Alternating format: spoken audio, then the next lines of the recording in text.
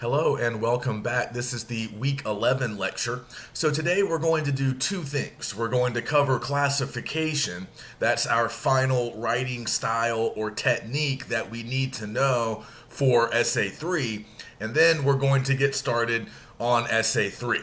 So this week is kind of busy. We need to sort of cover classification first, and then I want you guys to spend the rest of the week working on Essay 3, which is the comparative analysis. But as I've said before, we are incorporating multiple types of writing into this essay. So we are not only doing comparison.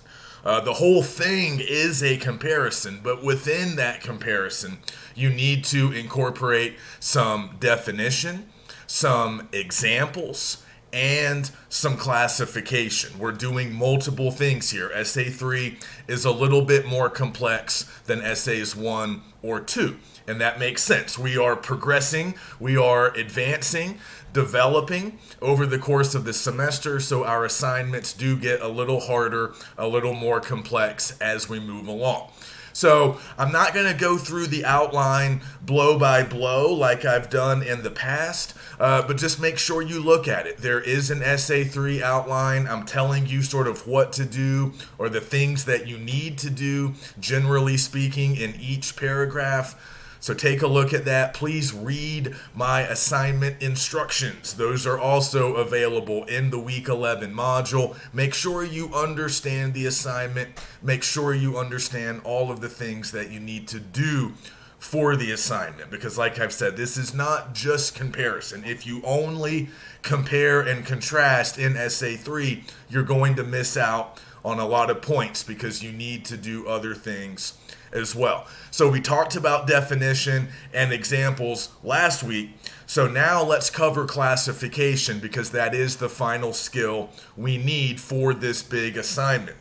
So like these other writing genres or writing styles, we already know classification, we know what it is, and we use it even in relatively informal situations. So this is a way to get organized. Classification offers us a way to kind of make sense of our experiences and our surroundings. It helps us to create order and a sort of orderly organization system.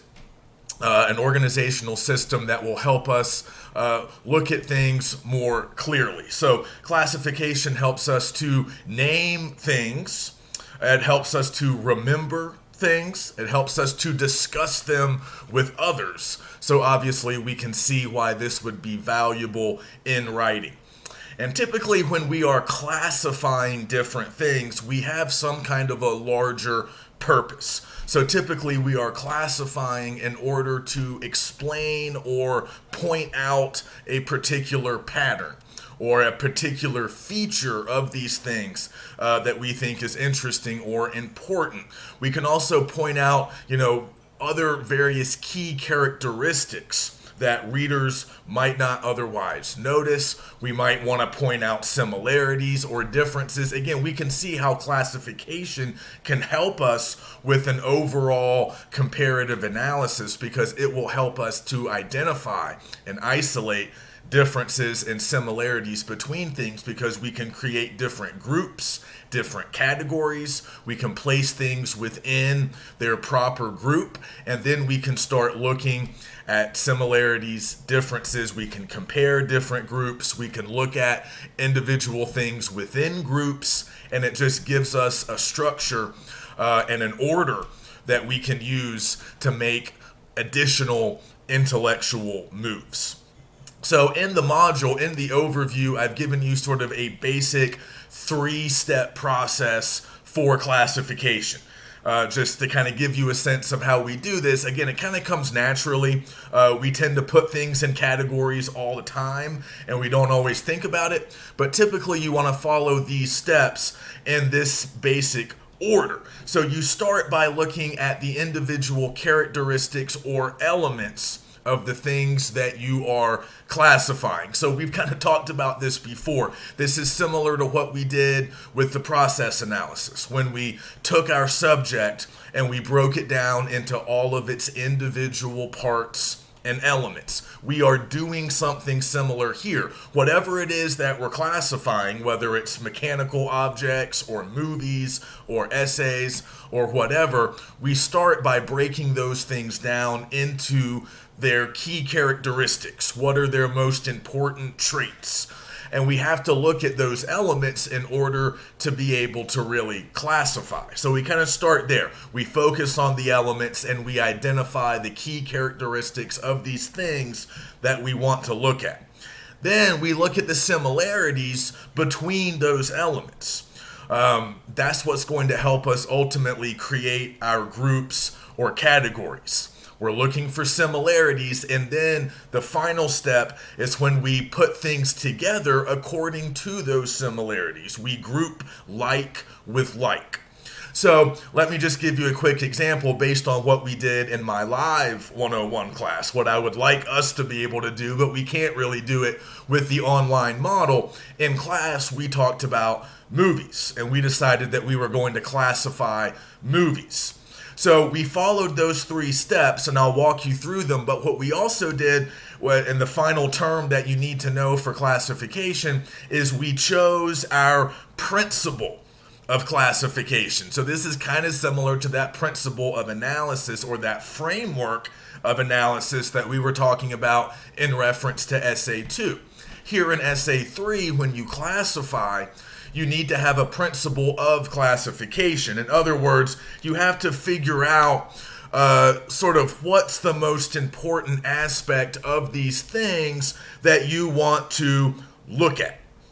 So we were doing movies in class, so we had to settle on a principle of classification, and I gave the students several options. I said we can classify based on genre, based on the sort of type of movie that, again, we use those categories already, and we're kind of familiar with them, but that wasn't our only choice. I said we could classify based on that. We could also classify based on what country the movies are made in, like the place of origin. We could classify based on the year that the movie came out. We could classify based on the budget of the movie, big budget blockbusters versus small budget independent movies. So there are actually a lot of different potential principles of classification. It just depends on what you're interested in. If you're kind of thinking about differences in national movie industries, we could use place of origin as our principle, and we could compare U.S. movies to movies made in France, in Germany, in Mexico, in India, other countries. That would work fine if that was the kind of work, the kind of analysis that we wanted to do. But in class, we decided to do genre, just because most people are familiar with it, and we were only working with American movies, so we decided to classify them based on genre. So the first thing we started doing was to think about elements, the individual characteristics of movies that we thought were most important. So this was pretty easy. We talked about how some movies are scary, some movies are funny, some movies seem to be centered around action and adventure, other movies are more focused on families and home life. So we basically just wrote down traits, characteristics of some of the movies that we like and know. Once we had a good number of different characteristics or elements written down, we were able to start putting things together. So obviously we got all the funny stuff, we put that together. The scary traits, they go together. The action adventure characteristics, they go together. The more dramatic stuff, that all goes together. So we started to group according to similarities, like goes with like. So then we started to actually we got to step 3, and we were able to actually create categories based on the elements that we were able to identify. So we know these genres. We came up with comedy, that's obviously a genre, action, horror, drama, but within each one of those genres, we realized that there were various sub-genres. So within the comedy category or group, there are different kinds of comedies: romantic comedies, teen comedies, dark comedies, slapstick comedies. So this got pretty complex, and that brings me to another thing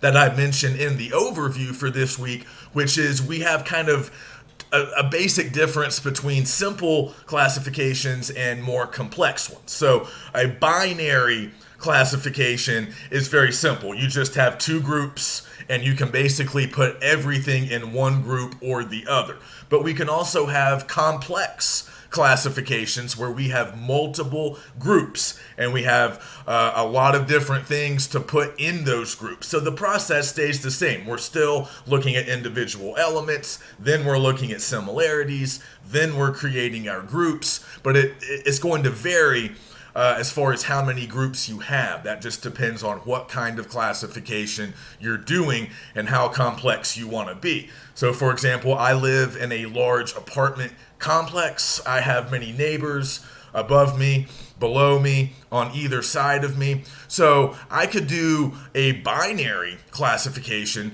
of my neighbors just based on really simple elements or characteristics like good neighbors and bad neighbors, or loud neighbors and quiet neighbors. That would be a binary classification. I have two categories and all the objects, all the things get placed within one of those two categories. But a complex classification would probably have a different principle of classification, a different framework. Instead of just looking for good or bad, I could start grouping neighbors based on age, based on other factors, based on where they were in relation to me. So I could end up with multiple groups if I was looking at different ages, different backgrounds, different spatial relationships. That would become perhaps a more complex classification. If I just wanted to say who's loud and who's quiet, that would be a simple binary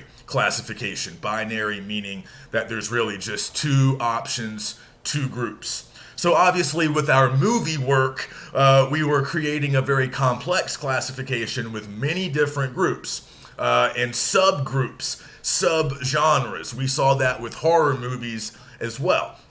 There's different kinds of horror movies, supernatural, then there's like more like slasher types, so, psychological horror. So this got pretty complicated, but we followed our basic steps to do the work. Once we identified different groups, we could just place actual movies within those groups based on the elements, the specific characteristics that we had already identified. So we put our scary stuff together with in the horror category. So we were grouping like with like, but we were making some distinctions within that category. We had 2 or 3 subgenres of horror films that we were able to sort of sketch out. And we did that for most of the other genres. We had war movies, we had westerns, we had a lot of categories.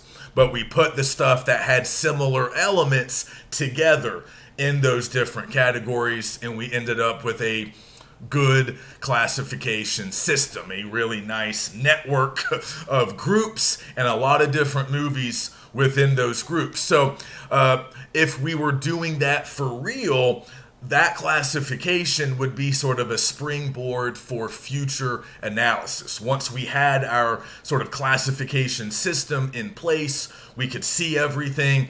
Now we can do stuff with that. Like I said, this can help us look at similarities and differences. It can help us find patterns, find interesting things to talk about. But just like all of these techniques that we've been looking at in Unit 3, they are all means to an end. So now let's talk a little bit about Essay 3 just in general. And remember, this is an argument. We are conducting a comparative analysis. And you need to have an original thesis, an overall argument that you are trying to prove, that you are trying to convince us of. And in order to make that argument, you will compare and contrast and define and provide examples and classify. These are all going to be techniques and strategies that you use to advance your original argument. So you're going to choose 2 subjects. And like I say in the directions, this really works best. And since we are in English class, this works best if you can kind of stick with cultural products like fiction, short stories, poems, TV shows, movies. Those are the kinds of things that work well for this assignment. So you're going to pick two subjects and you're going to do all of this work with those two subjects. But your ultimate goal is to make an argument about those two subjects. You're trying to show us something new about your two subjects. You're trying to point out something that we either didn't know or something that perhaps goes against conventional wisdom. Remember what we said way back when we started talking about comparing and contrasting. We often use this stuff to evaluate, to arrive at larger conclusions or judgments. So you can evaluate your two subjects and say this one, subject B is better than subject A, and here are the reasons why. B is more effective than A. But you can also take different angles, different angles than that. You can argue that two things that perhaps appear quite different are more similar than we realize. You can go the opposite way and say that two things that appear to be quite similar are actually quite different. You can talk about the importance of those similarities and differences. What do they show us? What do they tell us? Why should we care? So that's what we're doing. So you got to pick your subjects and you need to get organized. You need to start thinking about individual elements and characteristics and traits of these subjects. So again, look at my instructions, look at my outline, get specific, break these things down. Remember, we're still analyzing. Don't forget about the stuff that we were doing back in Essay 2. We're still doing a lot of that. We're still analyzing, so the basic, process of analysis has not changed. We're still breaking things down into their individual parts in order to better understand how they work. We're just looking at different kinds of subjects now, and we've added a few additional things to do. So let me know if you have any questions about the assignment. But as we know, we're spending most of this week working on the assignment. So let's remember the writing process and all of our different steps, all of our different phases. So once you've kind of gotten comfortable with classification and you have all the skills down pat that you need for Essay 3, let's get started. Get moving on some pre-writing activities, some idea generation stuff. So I've put all of this writing process info in the week 11 overview. I know we've seen it before, but I just wanted to put it in here again so we see it this week. Get some ideas down on paper. That's especially important for a relatively complex essay like this. We're not just doing one thing. So you might want to do some comparing and contrasting, some defining, and some classifying while you pre-write. You might just want to get some material down for each one of those things.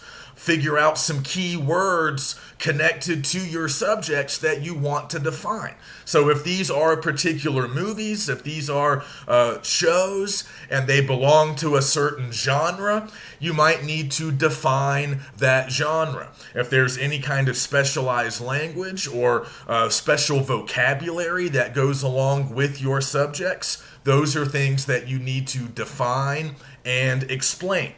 But remember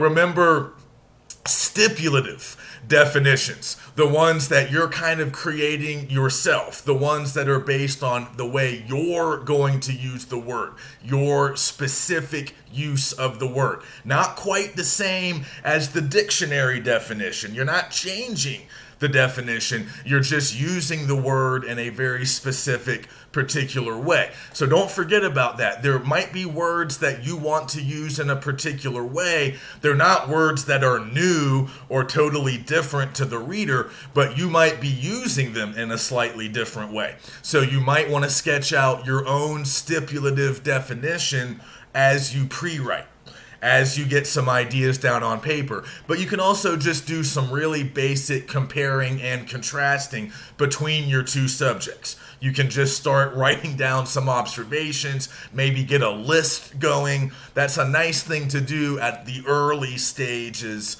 of the writing process. Just get some of that stuff down on paper. Go ahead and do some classification, create some different groups, some different categories, and just get some of that stuff down so you can look at it and use it later.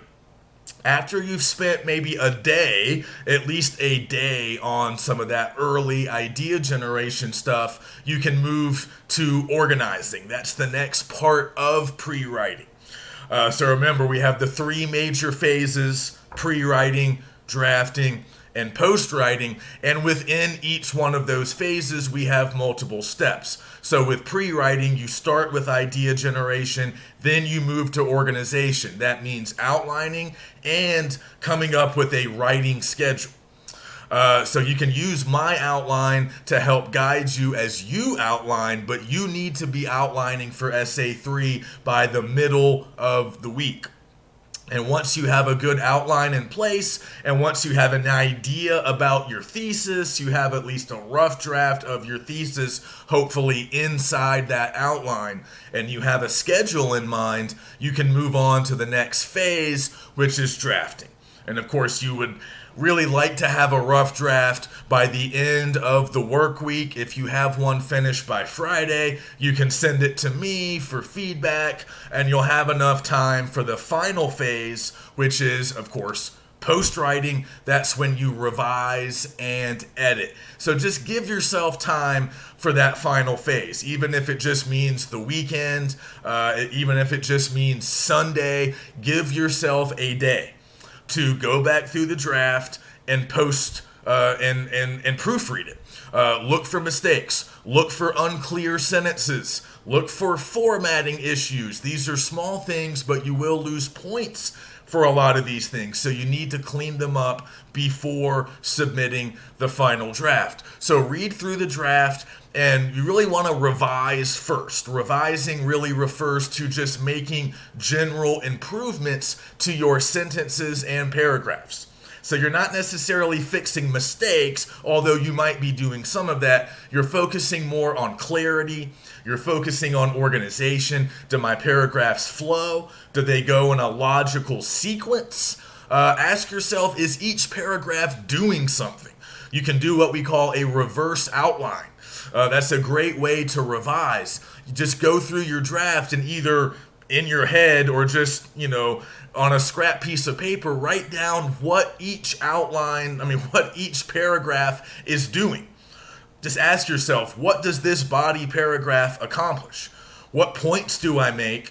What am I accomplishing in this paragraph? And if it's hard to answer that question, that means the paragraph probably needs more work. Look at your intro paragraph. Am I doing all the things I need to do in the intro paragraph? And while you're looking at this and answering these questions, use my outline because I'm telling you what you essentially need to do at each level or each stage of the paper. So just go back and sort of question your paragraphs. Am I doing everything I need to do in each paragraph? And if you find a paragraph that's a little short, a little underdeveloped, you're not really accomplishing much in that paragraph, return to it. Maybe add a few sentences. Do a little bit more there. Conversely, you might find places in the draft where you want to make some cuts. Sometimes when we're drafting, we sometimes write stuff that doesn't really work. We include some content that just doesn't really fit with the rest of what we've done. It doesn't really accomplish anything. It's just kind of fluff. So we can find that stuff sometimes when we revise, and we can get rid of it. Sometimes less is more. And if you have a paragraph that's just not really doing anything, or if you have a couple of sentences that just aren't really related to what you're doing for the rest of the paper, you might just want to cut that stuff. Sometimes it's easier to cut the fat, get rid of stuff that's not really helping you, as opposed to trying to make it work. That can be frustrating. So revising, consists of making additions and also making subtractions. And then just look at individual sentences as well. You're going to find some unclear sentences. You're going to find some awkward phrasings. That's typical. That's normal. That happens in a rough draft. So you need to clean some stuff up. Remember, rough drafts are not final drafts. We don't want to turn in rough drafts. We write rough drafts so that we can later revise them, polish them, and turn them into final drafts. So after you've spent some time revising, the final step is to edit. Editing means you're looking for mistakes, you're looking for errors, you're trying to identify them and correct them. So that's the last thing you need to do, and give yourself at least an hour on Sunday to do some of this post writing so the draft is polished and clean and looks good by the time it arrives to me. So hopefully that makes sense. We've covered all of those steps and phases before. Just make sure you're doing them. Give yourself time. You have the whole week, so hopefully you'll have the time that you need. If you have questions about the assignment or the outline or anything at all, please email me. And again, if you want feedback on a rough draft, just get it to me by 5 p.m. on Friday. And I'm always happy to provide feedback. Okay, I'll see you next time. We're going to start on our 4th and final unit next week. So that's exciting. We're getting near the end.